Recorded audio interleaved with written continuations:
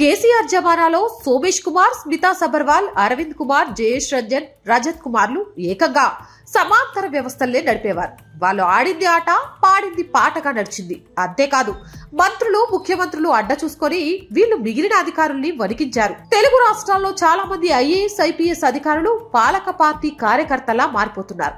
అసలు వీళ్ళ ముందు పార్టీ క్యాడర్ కూడా దిగదుడిపే.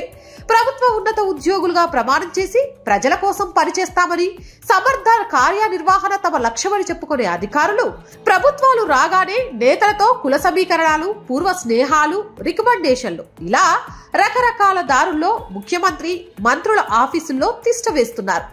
అక్కడ వీళ్ళ హవా మామూలుగా ఉండదు. కేసీఆర్ జమానాలో సోమేష్ కుమార్, స్మితా సబర్వాల్, అరవింద్ కుమార్, జయేష్ రంజన్, రజత్ కుమార్లు ఏకంగా సమాంతర వ్యవస్థల్నే నడిపారు. వాళ్ళు ఆడింది ఆట, పాడింది పాటగా నడిచింది. అంతేకాదు, మంత్రులు, ముఖ్యమంత్రులు అడ్డ చూసుకొని వీళ్ళు మిగిలిన అధికారుల్ని వణికించారు. సోమేష్ కుమార్ బరితెగింపు ఎంతగా ఉండేదంటే, న్యాయస్థానం ఆయన్ని ఆంధ్ర క్యాడర్ అధికారిగా గుర్తిస్తూ ఆ రాష్ట్రానికి వెళ్లిపోవాలని ఆదేశిస్తే ఏపీకి వెళ్లి కొన్ని గంటలు మాత్రమే అక్కడ ఉండి ఉద్యోగానికి రాజీనామా చేసి మరుసటి రోజు తిరిగి వచ్చి కేసీఆర్ సర్కారులో సలహాదారుడిగా చేరారు. ఇలాంటి అధికారిని పార్టీ కార్యకర్తగా కాక ఎలా చూడాలి?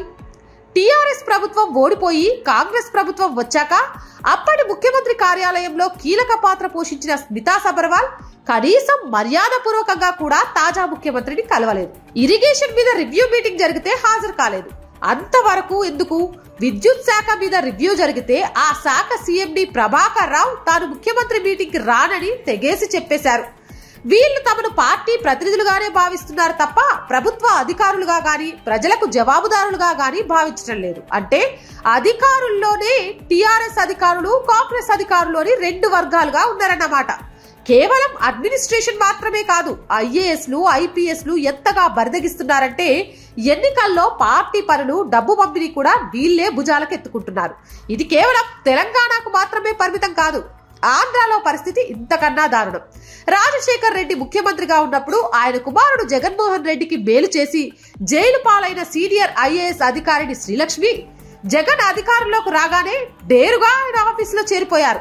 ఏపీ ముఖ్యమంత్రి కార్యాలయంలో అధికారులంతా వైసీపీ కార్యకర్తల్లాగే పనిచేస్తారు. ముఖ్యంగా ఐఏఎస్ అధికారి ధనుంజయ రెడ్డి అయితే పార్టీలోనే కాదు, సీఎం కుటుంబంలోనూ కూడా ఒక వ్యక్తిగానే ఉంటారు. చంద్రబాబు హయాంలో కూడా అధికారులు తక్కువేం తినలేదు.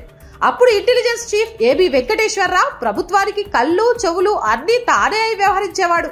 ప్రిన్సిపల్ సెక్రటరీ సతీష్ చంద్ర కూడా అప్పట్లో టీడీపీ కార్యకర్తలాగానే ఉండేవారు. ప్రభుత్వంలో ఉన్నప్పుడు అధికార పార్టీ కార్యకర్తలాగా వ్యవహరించడం, మరో పార్టీ అధికారంలోకి రాగానే సెలవులు పెట్టి పారిపోవడం లేదా కేంద్ర సర్వీసులకు వెళ్లిపోవడం ఐఏఎస్లకు, ఐపీఎస్లకు అలవాటైపోయింది.